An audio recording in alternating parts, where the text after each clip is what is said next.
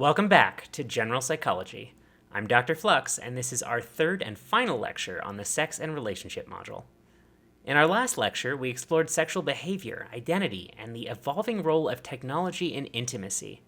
We examined how social, psychological, and biological factors shape relationships, as well as the ethical concerns surrounding AI companionship, deepfake pornography, and sex robots. Now we shift to something equally foundational: communication and support in relationships. No matter how attraction or sexual behavior plays out, the ability to connect, express, and resolve conflict is what truly sustains relationships over time. Before we dive in, let's start with a quick review of the concepts from Lecture 8.2. What does the fraternal birth order effect say about the development of homosexuality? A. Men with fewer older brothers are more likely to be homosexual. B. Men with many older sisters are less likely to be homosexual. C. The number of brothers a man has automatically determines his sexual identity. Or D. The maternal immune response following multiple male pregnancies may contribute to homosexuality. If you chose D, you're spot on. Research suggests that having more older biological brothers increases the likelihood of male homosexuality, possibly due to immune responses in the mother's body during pregnancy. Let's do another one. Which of the following is not an example of a chromosomal variation that results in chromosome aneuploidy? A. Turner syndrome. B. Klinefelter syndrome. C. Hashimoto's disease. Or D. Trisomy X. The answer here is C. Hashimoto's disease. Chromosomal aneuploidy refers to conditions caused by an unexpected number of sex chromosomes. Hashimoto's disease, however, is an autoimmune disorder that affects the thyroid and is unrelated to chromosomal variation. In this lecture today, we'll explore the essential elements of supportive and communicative relationships, covering social support, the role of emotional and practical support in fostering well-being, communication styles, how different ways of expressing ourselves shape relationship dynamics, conflict resolution, strategies for managing disagreements in healthy, constructive ways, and empathy and vulnerability. We'll discuss how emotional openness and mutual understanding strengthens relationships. Then we'll wrap up with some review and concluding thoughts. By the end of this lecture, you'll have a deeper understanding of how effective communication and emotional intelligence contribute to lasting, fulfilling relationships. So let's begin. Humans are inherently social beings. We seek connection, belonging, and support. Our well-being is deeply tied to the quality of our relationships. Whether through friendships, family, romantic partners, or communities, social support helps us navigate life's challenges, celebrate our achievements, and maintain emotional stability. But what exactly is social support, and why is it so crucial to our mental and emotional health? Why is it important to feel like we belong? Belonging is a fundamental human need. From an evolutionary perspective, social bonds increase survival. Early humans relied on group cooperation for protection, food, and raising children. Today, while survival may not depend on close social ties in the same way, the psychological need for connection remains just as strong. When we feel like we belong, we experience greater emotional security, higher self-esteem, and stronger coping mechanisms during stress. On the other hand, a lack of social support can lead to feelings of isolation, loneliness, and even physical health issues. Let's reflect. Think about a time when you felt a strong sense of belonging and support. What contributed to those feelings? How did you know that you were accepted? Did the support come from a close friend, a family member, a mentor, or someone from your community? Recognizing the factors that made you feel supported and valued can help you better understand the role of social connection in your own life. Decades of psychological research confirm that social relationships are essential for well-being. Some of the key supportive findings include that we readily form social bonds. Even brief interactions can create a sense of connection. We're also reluctant to end relationships. Friendships, romantic relationships, and even workplace connections can be difficult to let go of, even when they're no longer serving us. Isolation is distressing. Social rejection activates the same brain regions as physical pain, highlighting how deeply we are wired for connection. Additionally, humans engage in something called cognitive merging. In close relationships, people often integrate each other into their own sense of self, which affects their emotions, habits, and decision-making. These findings demonstrate that social support is not just a luxury, it's a psychological necessity. And social support is not one size fits all. It comes in different forms depending on our needs and circumstances. The 4 primary types of social support include emotional support, providing comfort, reassurance, and empathy in difficult times, like when a friend listens to you vent about a stressful day. There's also instrumental support, offering practical, tangible assistance with tasks or responsibility, like when a family member helps you move to a new home. There's also informational support, which involves sharing knowledge, advice, or guidance to help with decision-making, like when a mentor gives you career advice. And finally, we have appraisal support. This involves providing constructive feedback or encouragement to help someone assess their own situation. An example here could include a coach reassuring you that you're making progress towards a goal. Understanding these different types of support can help us recognize what we need in different situations and seek help accordingly. Strong social connections offer a wide range of mental, emotional, and even physical benefits. Research has shown that people with strong social support systems experience reduced anxiety and stress because emotional support buffers against stress and helps regulate our emotions. It also results in improved resilience. Supportive relationships help people recover from setbacks more effectively. It's related to better mental health outcomes. Strong social networks are associated with lower rates of depression and anxiety, and it can increase life satisfaction. People with deep social connections report higher levels of happiness and overall well-being, and often have longer lives. In contrast, social isolation has been linked to higher rates of mental illness, cardiovascular disease, and even premature mortality. Not everyone experiences or seeks social support in the same way. Cultural background, gender norms, and personality traits all shape how people give and receive support. Cultural patterns often play a role here, particularly when looking at collectivist versus individualist cultures. Collectivist cultures, like Japan, China, and Latin American countries, often emphasize group harmony and interdependence, with social support often coming from family and community networks. Individualist cultures, like the United States, Canada, and Western Europe, prioritize personal independence, and people may be more likely to seek support from friends or professionals rather than relying heavily on their families. Studies have also shown gender differences in the way that people seek out support. Studies suggest that women are more likely to seek emotional support, whereas men may prioritize instrumental support.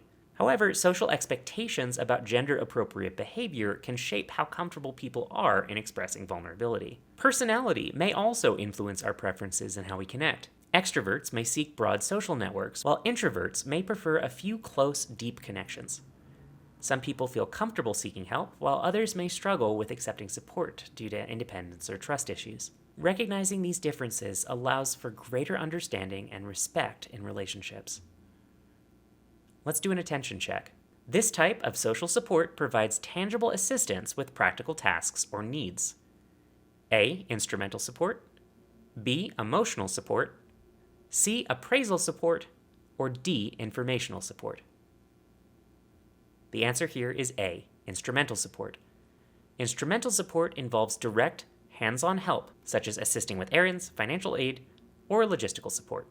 Next, let's explore how different communication styles influence relationships and personal connection. Communication is at the core of all relationships. The way we express ourselves and listen to others directly impacts trust, understanding, and emotional connection. Effective communication helps strengthen relationships, prevents misunderstanding, and resolves conflicts before they escalate.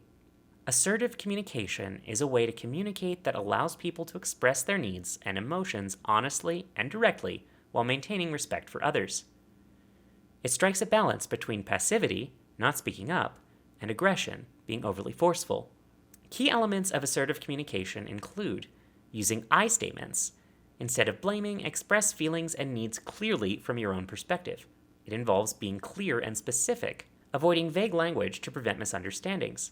It also involves balancing listening and speaking. Assertive communicators listen actively while also clearly expressing their own thoughts. This brings many benefits. Assertive communication helps to build trust and respect. Open and honest dialogue fosters stronger relationships. It encourages open discussion. It creates a safe space where both parties can feel heard. It also reduces misunderstandings. Clear and direct statements help to prevent misinterpretation. Assertive communication is even more effective when it's paired with active listening. Good communication isn't just about speaking. It's also about listening with full attention. Active listening ensures that people feel heard, understood, and valued.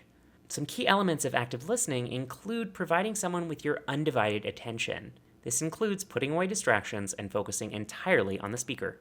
It also involves eye contact and nonverbal cues, showing encouragement through nodding, open posture, and facial expressions. It can include paraphrasing, repeating key points in your own words to confirm understanding. And it also includes clarifying questions, asking for details, and avoiding assumptions. Active listening comes with many benefits. It can help build trust because when people feel heard, they feel valued. It also helps to reduce misunderstandings. Clarifying ideas before reacting prevents unnecessary conflict. Combining assertive communication and active listening creates mutual understanding and stronger connections. But communication is not just about words. Tone of voice, facial expression, and body language often convey more than the spoken language alone. Body language can contribute to nonverbal communication through postures, gestures, and physical distance, which all send different signals. Facial expressions like smiling, frowning, and eye movements can also reflect emotional content and show that we're paying attention. Tone of voice, the way something is said, can change its meaning entirely, like saying, "I'm fine" with a warm tone versus "I'm fine" with a cold and distant tone. But there are also many cultural considerations when it comes to nonverbal cues. Some nonverbal communication varies across culture. For example, in Western cultures, eye contact signals confidence, while in some Asian cultures, prolonged eye contact may be seen as disrespectful. Understanding cultural differences helps to prevent miscommunication when in diverse settings. Next, let's explore how to resolve conflicts in constructive ways while maintaining healthy relationships. Conflict is a natural part of any relationship. Disagreements are inevitable, but how they're handled determines whether they strengthen or weaken a connection. Effective conflict resolution involves understanding different perspectives, managing emotions, and finding constructive solutions. Conflicts often escalate when people attack each other personally rather than focusing on underlying issues. Effective conflict resolution strategies help shift the focus from blame to understanding and problem solving. Some key issues that support resolving conflict include focusing on the issue, not the person, addressing specific problems instead of making them into personal attacks. It includes practicing active listening, allowing the other person to fully express their point of view before responding. It includes staying solution-focused, aiming for a resolution rather than winning an argument. It also includes a willingness to compromise. Finding common ground strengthens relationships and builds trust. By implementing these strategies, conflicts become opportunities for growth rather than sources of resentment. One of the biggest causes of conflict is misinterpretation. We often assume that we know what the other person is thinking or feeling, but our assumptions can sometimes be incorrect or incomplete. Perception checks are communication strategies that help clarify misunderstandings before reacting. It involves acknowledging uncertainty, recognizing that you might not fully understand the situation, seeking clarification, asking the other person for more information instead of assuming, avoiding assumptions, checking whether your interpretation matches their intent, promoting understanding, encouraging open and honest dialogue, and demonstrating engagement, showing that you genuinely care about the other person's perspective. Using perception checks helps to reduce defensiveness and allows for a more productive conversation. When conflict arrives, it's easy to blame or react emotionally. XYZ statements provide a structured way to express concerns without creating defensiveness. In an XYZ statement, X corresponds to the specific behavior, Y is the context in which it occurred, and Z is how it made you feel. In other words, when you did X in situation Y, I felt Z. Here's an example.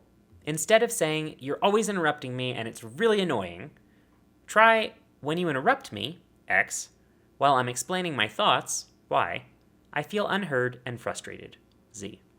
XYZ statements like this work because they focus on observations rather than accusations.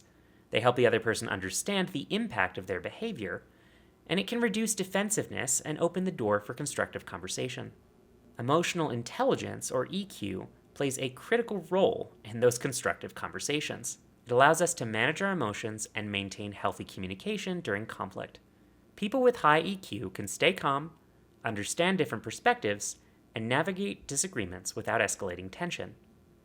There are 5 core components of emotional intelligence, as we discussed earlier in the class.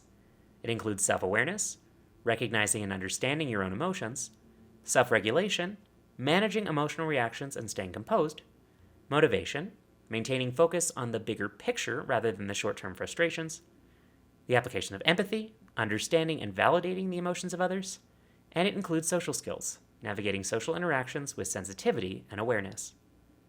Strong EQ allows for better emotional control, stronger relationships, and more effective conflict resolution. But building emotional intelligence takes practice. The following strategies can help improve emotion regulation and communication during conflicts. Pause before reacting. Take a moment to breathe and collect your thoughts before responding. Label your emotions. Recognizing feelings like frustration, disappointment, or anger can help you to manage them better. Practice empathy. Try to see situations from other people's perspectives on a regular basis. And reflect frequently during communication. Pay attention to how your words and tone may be affecting the conversation. When conflicts are approached with emotional intelligence and perception checking, they can lead to stronger relationships and deeper mutual understanding. In any relationship, empathy and vulnerability are critical for creating strong emotional bonds and fostering trust.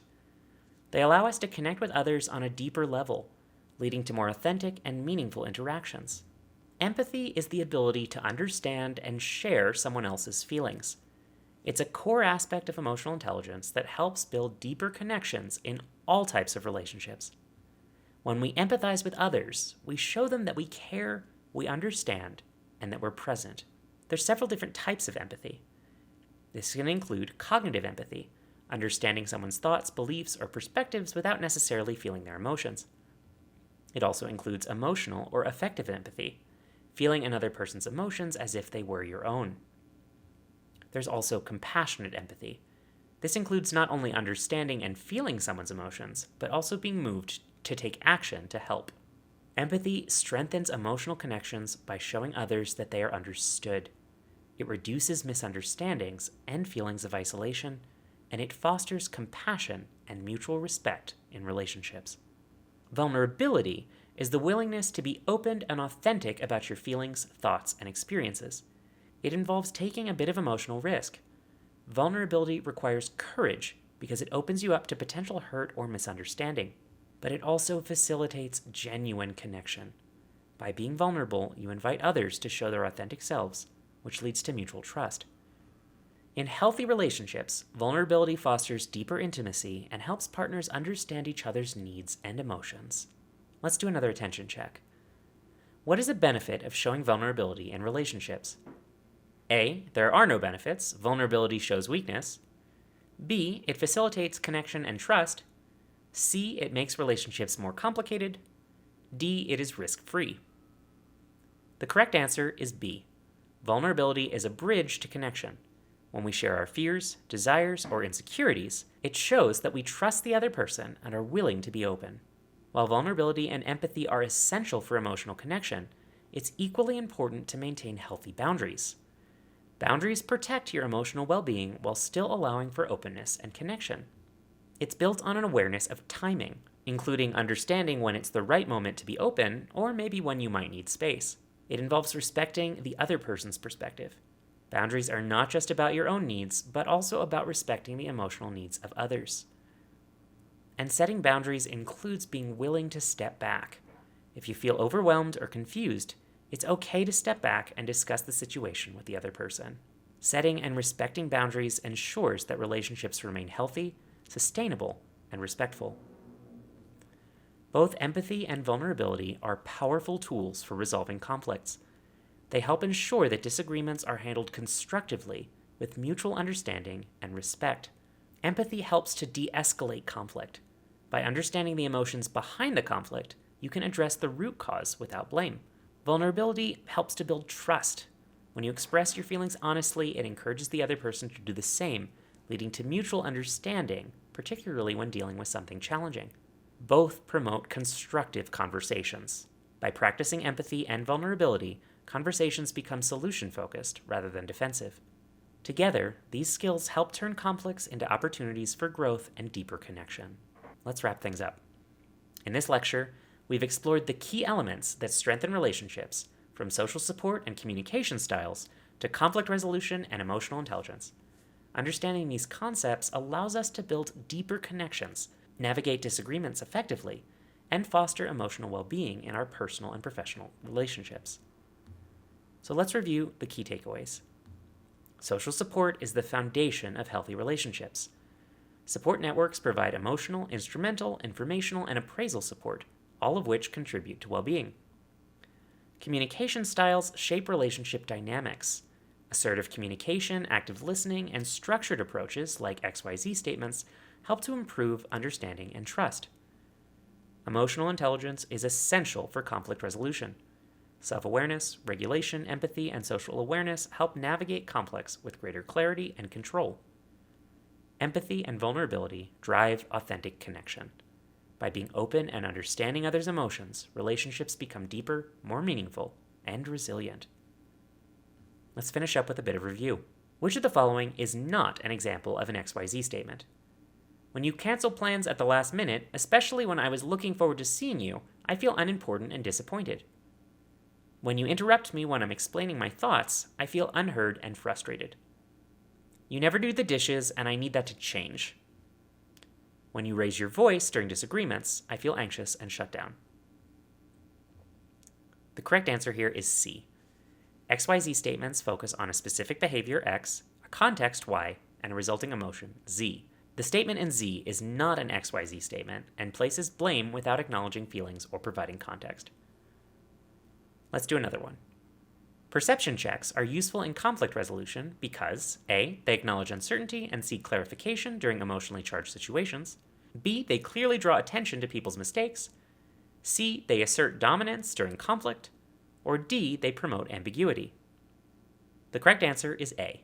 Perception checks help reduce misunderstandings by ensuring that we accurately interpret others' words and emotions before reacting. At the heart of strong, supportive relationships is the ability to communicate with honesty, empathy, and emotional awareness. When we seek social support, express ourselves clearly, manage conflicts with emotional intelligence, and show empathy and vulnerability, we create deeper, more fulfilling connections in our personal and professional lives. Social existence is a core aspect of what it means to be human, so approach your relationships from a position of care, intention, and respect. These principles strengthen the threads of connection that make up the fabric of our lives. Thanks for sticking with me through this whirlwind module covering attraction, sex, and connection. Remember to stay curious, stay resilient, and above all, live life in flux. I'll see you in the next module.